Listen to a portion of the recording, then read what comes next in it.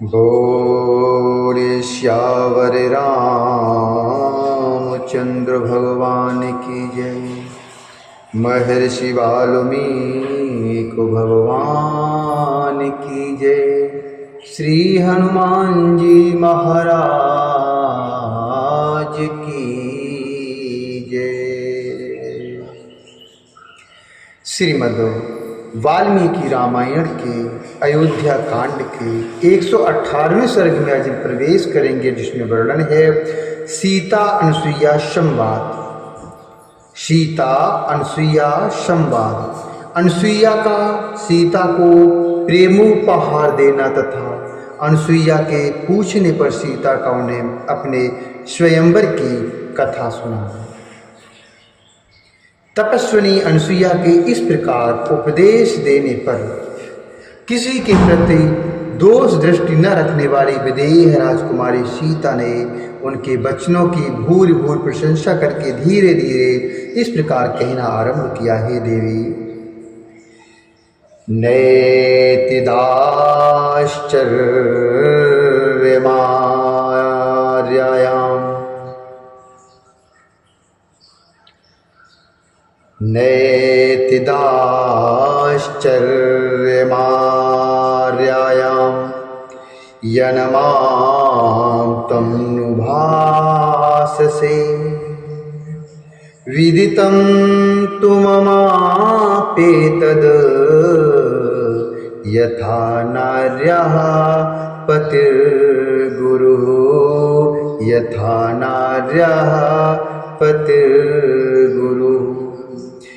यद्यपेष भवेद् भर्ता अनार्यो वृत्तिवर्जितः यद्यपेष भवेद् भर्ता अनार्यो वृत्तिवर्जितः अद्वैधमत्र वर्तव्यं यथापेषु मया भवेत् यथापेषु मया भवेत्।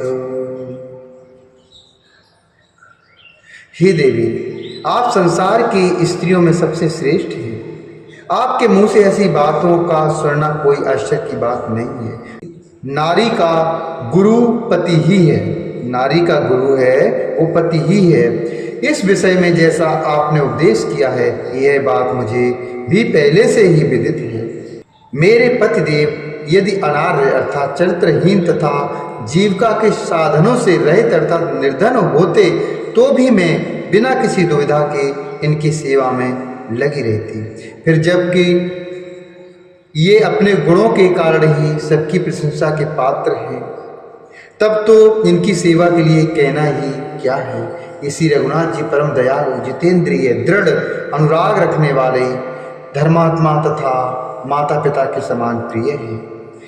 महाबली श्री राम अपनी माता कौशल्या के प्रति जैसा बर्ताव करते हैं, वैसा ही महाराज दशरथ की दूसरी रानियों के साथ भी करते हैं। इनके अंदर किसी भी प्रकार का कोई भी भेदभाव नहीं है। महाराज दशरथ ने एक बार भी जिन स्त्रियों को प्रेम दृष्टि से देख लिया है, उनके प्रति भी ये पितृवत्सल धर्मज्ञ वीर श्री राम मान छोड़कर माता के समान ही बर्ताव करते हैं। जब मैं पति के साथ निर्जन वन में आने लगी, उस समय मेरी सास कौशल्या ने मुझे जो कर्तव्य का उपदेश दिया था, वह मेरे हृदय में ज्यों का त्यों स्तर भाव से अंकित है। पहले मेरे विवाह काल में अग्नि के समीप माता ने मुझे जो शिक्षा दी थी, वह भी मुझे अच्छी तरह से याद है। हे धर्मचारिणी, इसके सिवा मेरे अन्य स्वजनों ने अपने वचनों द्वारा जो जो उपदेश किया है, वह भी मुझे अभी तक याद है। मैं उसको भूली नहीं हूँ। स्त्री के लिए पति की सेवा के अतिरिक्त दूसरे किसी तरह का विधान नहीं है। स्त्री के लिए पति की सेवा के अतिरिक्त दूसरे किसी तक का विधान नहीं है। सत्यवान की पत्नी सावित्री पति की सेवा करके ही स्वर्गलोक में पूजित हो रही है। उन्हीं के समान बर्ताव करने वाली आप अर्थात अनसुईया देवी ने भी पति की सेवा के ही प्रभाव से स्वर्गलोक में स्थान प्राप्त कर लिया है। संपूर्ण स्त्रियों में श्रेष्ठ है स्वर्ग की देवी रोहिणी पति सेवा के। संपूर्ण स्त्रियों में श्रेष्ठ यह स्वर्ग की देवी रोहिणी पति सेवा के प्रभाव से ही एक मुहूर्त के लिए भी चंद्रमा से विलग होती नहीं देखी जाती। इस प्रकार दृढ़ता पूर्वक पातिव्रत्य धर्म का पालन करने वाली बहुत सी साध्वी स्त्रियां अपने पुण्य कर्म के बल से देवलोक में आदर पा रही हैं। तदंतर सीता के कहे हुए वचन सुनकर अनुसुईया को बड़ा हर्ष हुआ। उन्होंने उनका मस्तक सूंघा और फिर उन मिथिलेश कुमारी का हर्ष बढ़ाते हुए इस प्रकार कहा, हे उत्तम व्रत का पालन करने वाली सीते, नियमैर्विविधैराप्तं तपो हि महदस्ति मे तत् संसृत्य बलं सीते छन्दे त्वां शुचिव्रते तत् संसृत्य बलं सीते छन्दे त्वां शुचिव्रते ओपिपन्नं च युक्तं च वचनं तव मैथिली ओपिपन्नं च युक्तं च वचनं तव मैथिली प्रीता चास्मि योचितां शीते करिवाणि प्रियं चकं करिवाणि प्रियं चकिम। माता अनुसुईया ने सीता जी से कहा, हे उत्तम व्रत का पालन करने वाली सीते, मैंने अनेक प्रकार के नियमों का पालन करके बहुत बड़ी तपस्या संचित की है। उस तपोबल का ही आश्रय लेकर मैं तुमसे इच्छा अनुसार वर मांगने के लिए कहती हूँ। उस तपोबल का ही आश्रय लेकर मैं तुमसे इच्छा अनुसार वर मांगने के लिए कहती हूँ। हे मिथिलेश कुमारी सीते, तुमने बहुत ही युक्त और उत्तम वचन कहा है। उसे सुनकर मुझे बड़ा संतोष हुआ, बड़ा आनंद हुआ मेरे दिल को। अतः बताओ मैं तुम्हारा कौन सा प्रिय कार्य करूं। उनका यह कथन सुनकर सीता को बड़ा आश्चर्य हुआ। वे तपोबल संपन्न अनुसुईया से मंद मंद मुस्कुराती हुई बोली, आपने अपने वचनों द्वारा ही मेरा सारा प्रिय कार्य कर दिया। अब और कुछ करने की आवश्यकता नहीं है, मुझे और कुछ नहीं चाहिए और ना आपको कुछ करने की आवश्यकता है।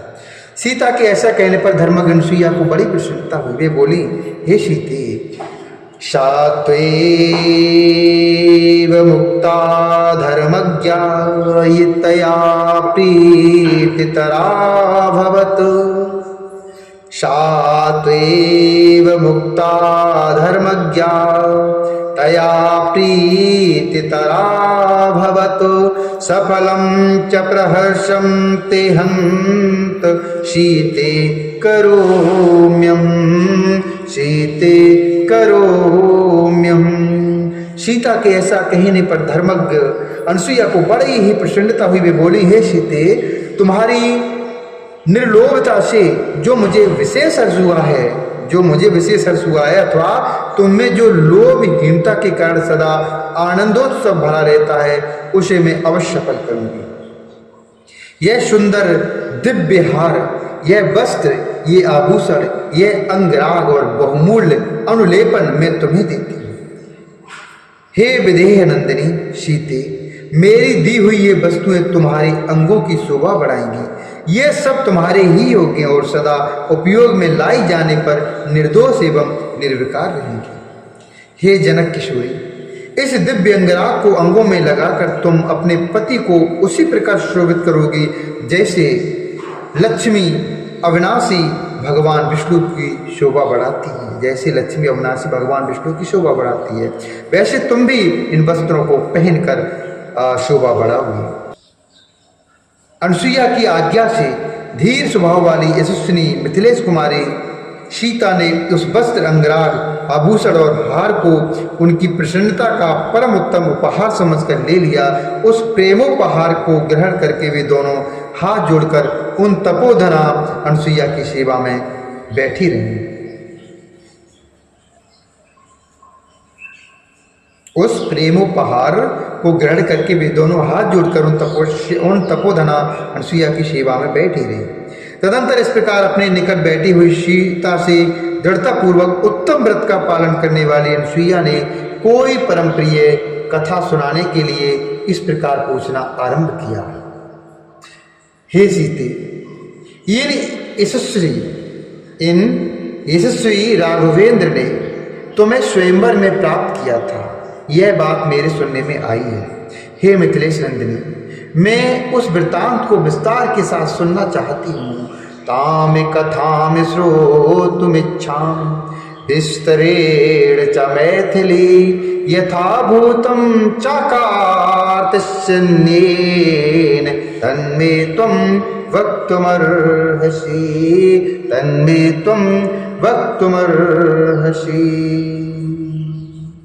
हे मिथिलेश नंदिनी, मैं उस वृत्तांत को विस्तार के साथ सुनना चाहती हूँ, अतः जो कुछ जिस प्रकार हुआ वह संपूर्ण रूप से मुझे बताइए।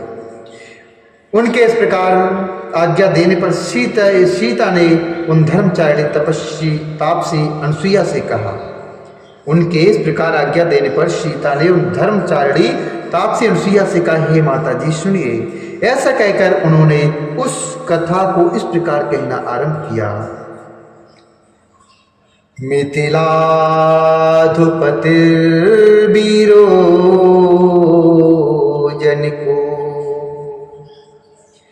मिथिलाधुपतिर्वीरो जनिको, नाम धर्मविद क्षत्रकर्मण्यभिरतो न्यायतः सास्ति मेदिनीम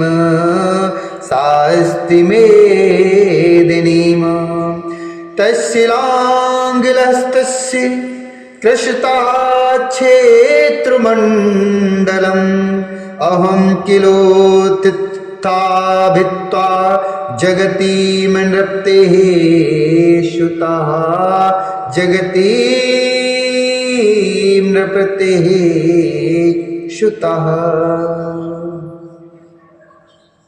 माता सीता ने ऐसा कहकर उन्होंने उस कथा को इस प्रकार कहना आरंभ किया। मिथिला जनपद के वीर राजा जनक नाम से प्रसिद्ध हैं। वे धर्म के ज्ञाता हैं, अतः क्षत्रियोचित कर्म में तत्पर रहकर न्यायपूर्वक पृथ्वी का पालन करते हैं। एक समय की बात है, वे यज्ञ के योग्य क्षेत्र को हाथ में हल लेकर जोत रहे थे। एक समय की बात है, वे यज्ञ के योग्य क्षेत्र को हाथ में हल लेकर जोत रहे थे। इसी समय मैं पृथ्वी को फाड़कर प्रकट हुई। इतने मात्र से ही मैं राजा जनक की पुत्री हुई।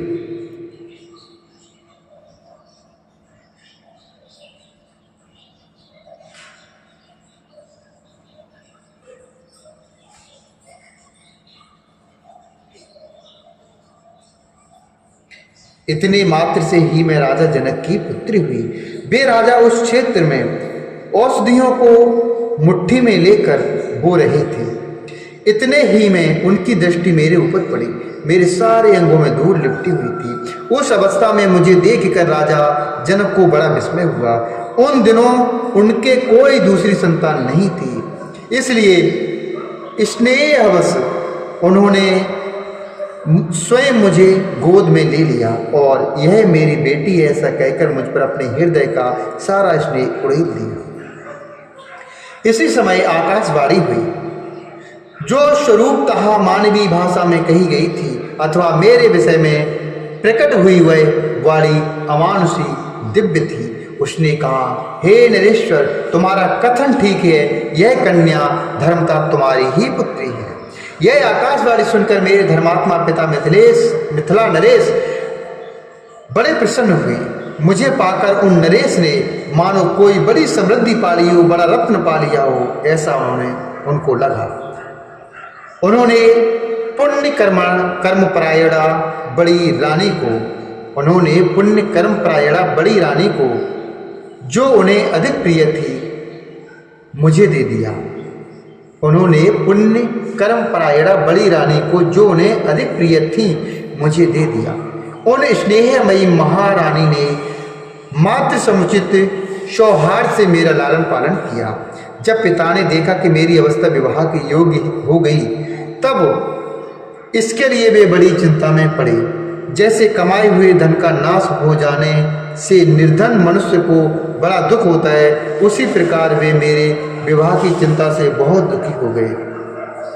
संसार में कन्या के पिता को वह भूतल पर इंद्र के ही तुल्य क्यों न हो, वर पक्ष के लोगों से वे अपने समान या अपने से छोटी हैसियत के ही क्यों न हो, प्रायः अपमान उठाना पड़ता है।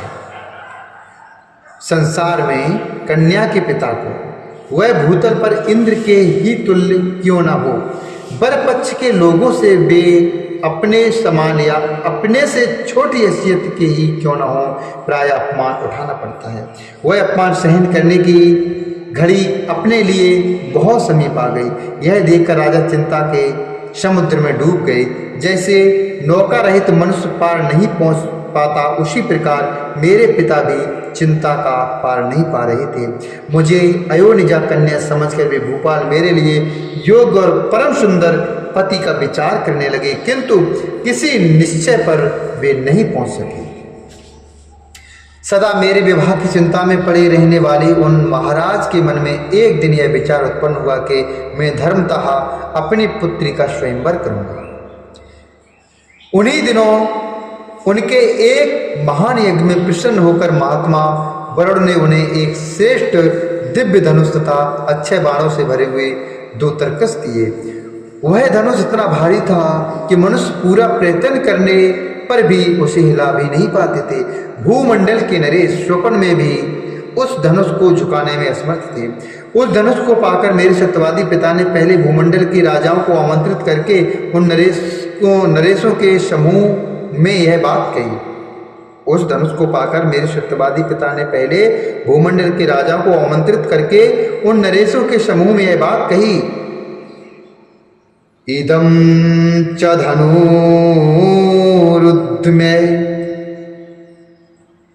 इदं च धनुरुद्मे सज्जं यः कुरुते नरः तस्य मे दुहिता भार्या भविष्यति न संशयः, तस्य मे दुहिता भार्या भविष्यति न संशया।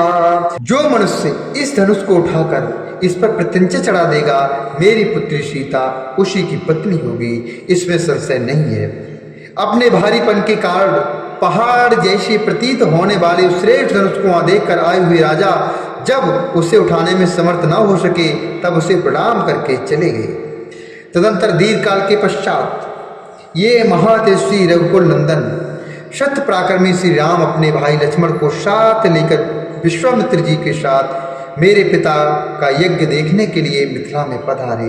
उस समय मेरे पिता ने धर्मात्मा विश्वामित्र मुनि का बड़ा आदर सत्कार किया। तब वहाँ विश्वामित्र जी मेरे पिता से बोले, हे राजन, ये दोनों रघुकुल भूषण श्री राम और लक्ष्मण महाराज दशरथ के पुत्र हैं और आपके उस दिव्य धनुष का दर्शन करना चाहते हैं। आप अपना वह देव प्रदत्त धनुष राजकुमार श्री राम को दिखाइए। विप्रवर विश्वामित्र के ऐसा कहने पर पिताजी ने उसे दिव्य धनुष को मंगवाया और राजकुमार श्री राम को उसे दिखाया। महाबली और परम पराक्रमी श्री राम ने पलक मारते मारते उस धनुष पर प्रत्यंचा चढ़ा दी और उसे तुरंत कान तक खींचा। उनके वेग पूर्वक खींचते हुए वह धनुष बीच से टूट गया और उसके 2 टुकड़े हो गए। उसके टूटते समय ऐसा भयंकर शब्द हुआ मानो वहां वज्र टूट पड़ा हो। तब मेरे सत्य कृतज्ञ पिता ने जल का उत्तम पात्र लेकर श्री राम के हाथ में मुझे दे देने का उद्योग किया। उस समय अपने पिता अयोध्या नरेश महाराज दशरथ के अभिप्राय को जाने बिना श्री राम ने राजा जनक के देने पर भी मुझे नहीं ग्रहण किया। तदंतर मेरे बूढ़े ससुर राजा दशरथ की अनुमति लेकर पिताजी ने आत्मज्ञानी श्री राम को मेरा दान कर दिया। तत्पश्चात पिताजी ने स्वयं ही मेरी छोटी बहन सती साध्वी सती साध्वी परम सुंदरी उर्मिला को लक्ष्मण की पत्नी रूप से उनके हाथ में दे दिया। इस प्रकार उस स्वयंवर में पिताजी ने श्री राम के हाथ में मुझको सौंप दिया, अर्थात सौंपा था। मैं धर्म के अनुसार अपने पति बलवानों में से श्री राम में सदा अनुरक्त रहती हूँ। एवं दत्तास्मि रामाय तथा तस्मिन् स्वयंवरे अनुरक्तास्मि धर्मेण पतिम वीरवताम वरम। अनुरक्तास्मि धर्मेण पतिम वीरवतां वरम। इत्यार्षे श्रीमद् रामायणे वाल्मीकियादि काव्ये अयोध्याकाण्डे अष्टादशाधिकशततमः सर्गः। इस प्रकार श्री वाल्मीकि मृताश्रमालय का के अयोध्याकांड में 118वां सर्ग पूरा हुआ। बोले श्यावर रामचंद्र भगवान की जय। श्री हरि नारायण भगवान की जय।